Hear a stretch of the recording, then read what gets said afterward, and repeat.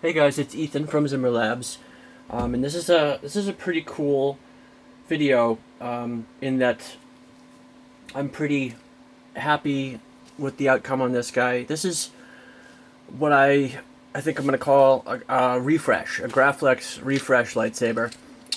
This is a 3-year-old at this point. Teensy Saber NeoPixel Graflex, Korbanth 2.0 Graflex that I built for Regan 3 years ago, just about. And Regan works at Disney, and he is super into Star Wars. He brings his lightsaber to work every day, plays with it every day, shows it off to, hundreds of fans a day or more, and basically puts it through its paces. And so he sent it back to me just for some repairs. The blade was starting to do some some weird stuff. The chassis was getting a little loose, and so I took it apart, and in good conscience I really just couldn't. There wasn't much I could do at that point with it as far as repairs go. It used to have something similar to this inside of it, basically just a Delrin plastic chassis, I guess, apparatus, with a teensy saber on one side, a battery on the other, removable battery and a speaker on the end. And this was just mounted into the bottom of the Graflex down here. And it was a very basic saber. It was one of the first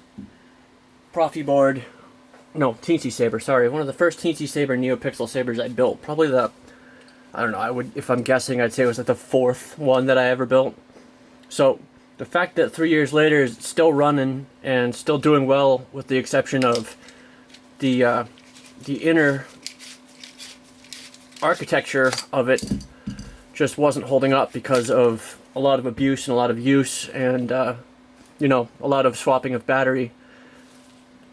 At the end of the day, though, it still really made me happy and proud of my work. So I wanted to do a refresh on the saber, minimal charge, but maximum refreshment, basically. So I found this chassis that Goth 3 Designs put out, and I believe, if I'm remembering correctly, this chassis is intended to be used in the Ultimate Works Anakin Return of the Sith lightsaber hilt, but it works perfectly in the Korbanth Graflex 2.0. And the reason you can't just use any old Graflex chassis in this Korbanth 2.0 Graflex is because the way Korbanth designed this, it's not your standard Graflex in that it doesn't have little clips that slide up and twist and lock into the clamp. Instead, it's a threaded section down here that screws into this black section, which is actually the blade holder. Runs all the way up. So, because of that, the internal diameter of this bottom piece is not much thinner, but it's definitely thinner. It's definitely smaller internal diameter than a Graflex would be. So when you're working on these, you really have two options. You can either go with something that'll fit in the Korbanth chassis or hilt as it is, or you can get the bottom half of a real Graflex, and you can get a real Graflex clamp, and then you can use any chassis that'll go in a real Graflex. But that's sometimes, these days it's pretty easy to get Graflex parts, but there certainly have been times over the years where getting a Graflex was real hard to do, especially if the only thing that was around was an actual vintage Graflex. They used to sell for $1,000 for a 3-cell that was in good shape. Nowadays you can get a hold of Gabe at Roman Props, and he can just sell you a clamp, and he can sell you a bottom piece. $40 for a clamp and $40 for a bottom piece, and you're in good shape. But if you don't want to go that route, this setup is something that I'm definitely happy with, and something that I definitely recommend because it's super sturdy.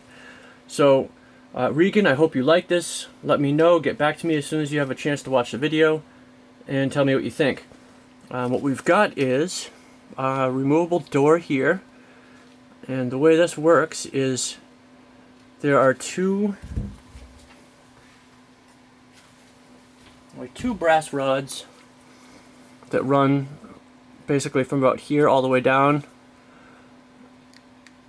inside the chassis, and they are intended to make the chassis more stable and solid, but they also work as a mechanism to hold this cover in place.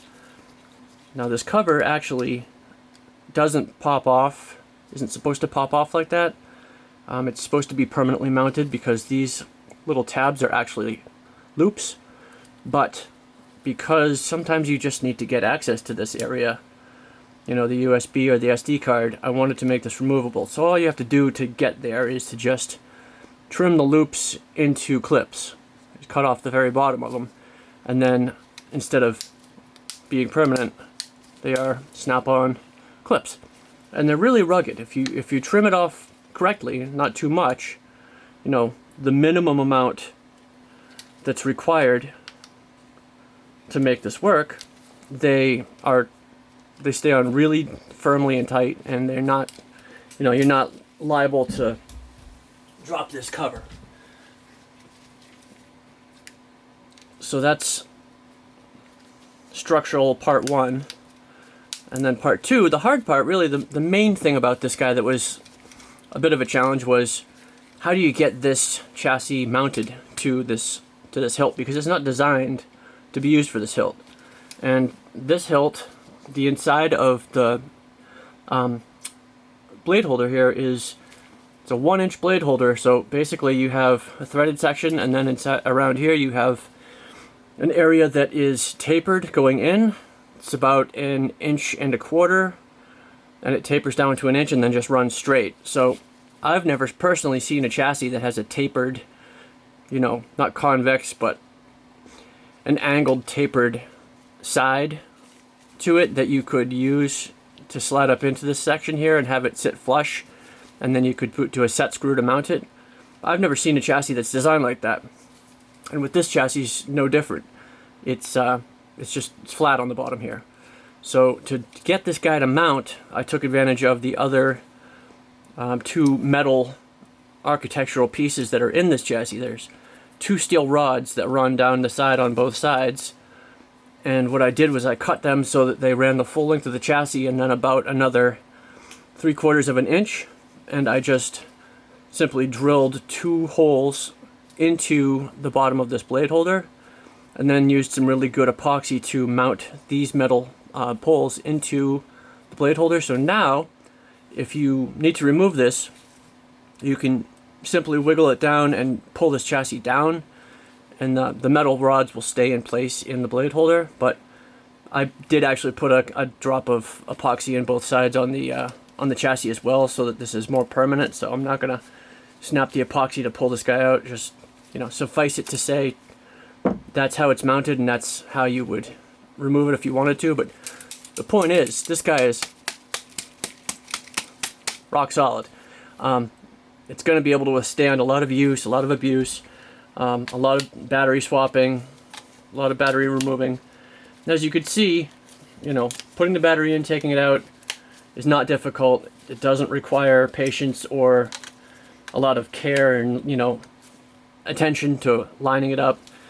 The battery only goes in one way because the design of this battery holder is such that it requires a button cell, not a flat top.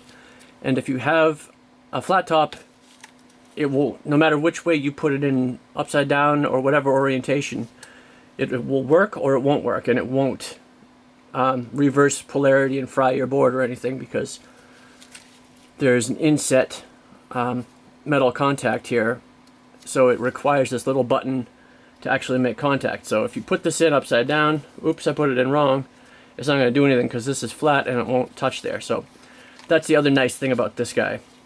And then if you just do a little pull tab here, it's super easy to get it out, super easy to put it in. But the good part is the battery actually stays in really well. It doesn't wiggle or move around, so if you're banging the saber around, you're not going to have this shut off and turn back on you because it's a loose connection. There's no room in here for this to move around. It's a nice tight fit.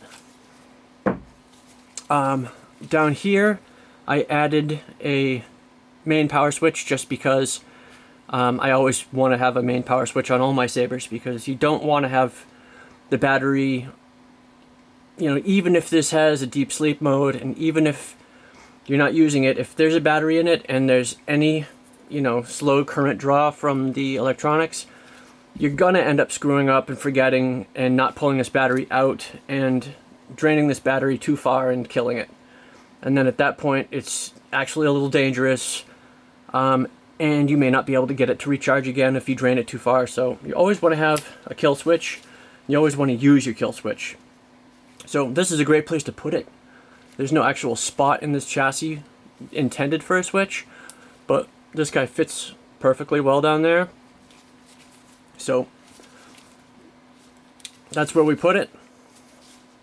And then inside here, if you look down in there, I just reused the original Pogo Pixel custom saber shop blade connector that this lightsaber originally had. And this is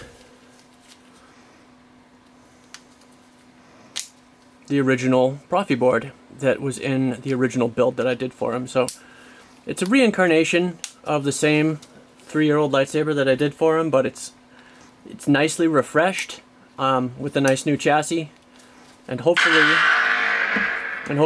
Regan enjoys it, and you know, hopefully it lasts him another 3 years, or hopefully this time even longer, based on what I think is just, I think it's a superior chassis design. Like I said, when I originally built this guy, the chassis were kind of a new thing at that point. There really weren't a whole lot of options, and stuff like this were, you know, this is a bit more commonly used, and you know, these guys are fine for what they are, but you know, compare these two side by side, this guy is going to work 1,000 times better. It's going to be a lot more user friendly. It's going to be a lot more reliable, last longer than something like this is. To close it up, just pop the clamp back on, line up the horizontal hole in the clamp with the small screw hole that's in the hilt. There is a little set screw you can put in there to lock the clamp in place if you want to. And then you simply screw the threaded section on the bottom back on. Auxiliary button here, power button here.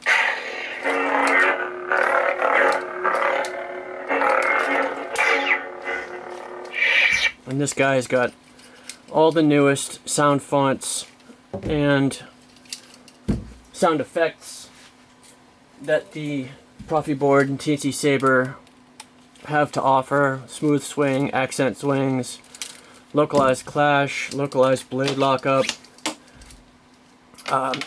extended drag tip, all that good stuff. And we might as well just run through the blades so that Regan knows what he's getting.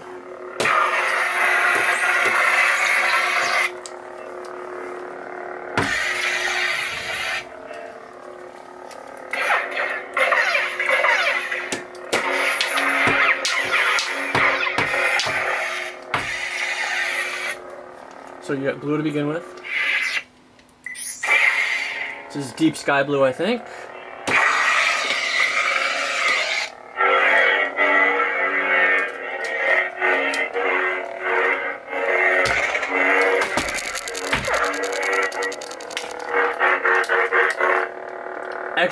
Excellent accuracy on the swing effects.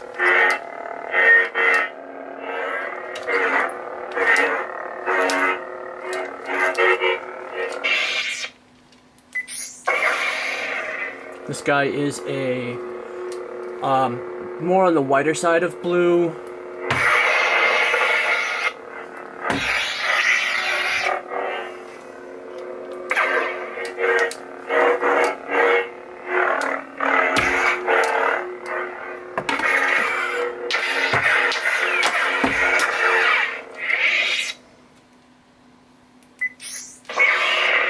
this is more of a cyan. Also, you'll note there's a really good glass eye shine through on this guy, which is something that we originally accomplished by getting a real Graflex screw and putting, sometimes these are so hard to get off, rather than the Korbanth glass eye that comes with the Korbanth 2.0, if you get the genuine Graflex replica glass eye that has threads out here, and then you simply drill a few extra holes in the blade holder, you get shine through, which is something that the Korbanth Graflex 2.0 won't give you unless you do that mod, because that glass eye is not a real glass eye, it's not a functional glass eye, it's just a rubber piece that's literally sticker glued in there, and a solid metal screw, which is intended to be your blade retention screw, so no light obviously is going to get through that. But glass eye shine through is one of those things that's just really good looking on a Graflex, especially with the NeoPixel blade.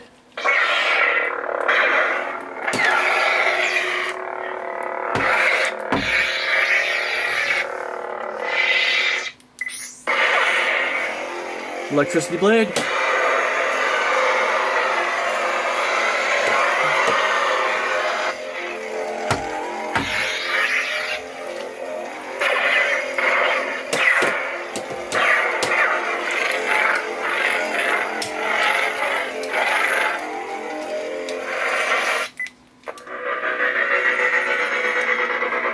Blue color cyclotron blade.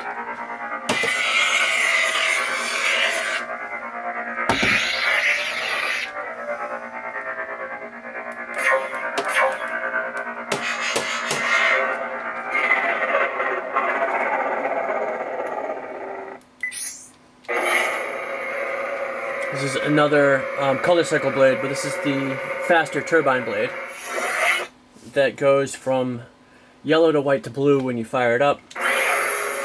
It's a quick fire up, and then the same on the way back. Love this blade.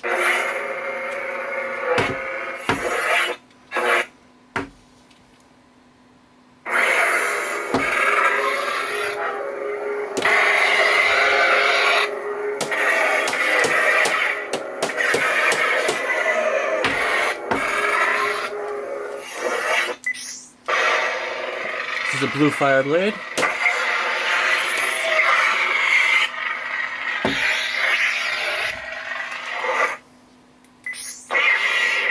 Magenta blade.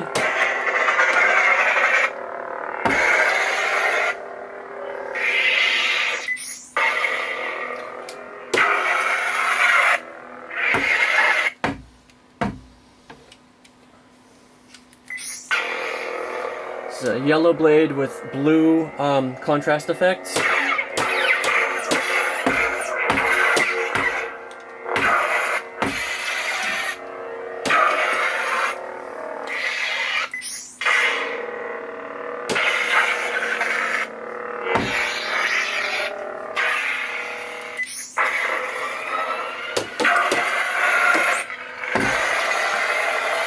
Love the drag tip on this fire blade.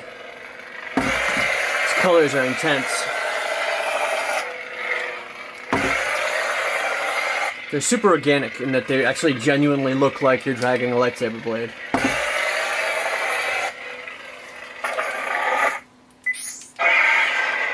Sauron blade.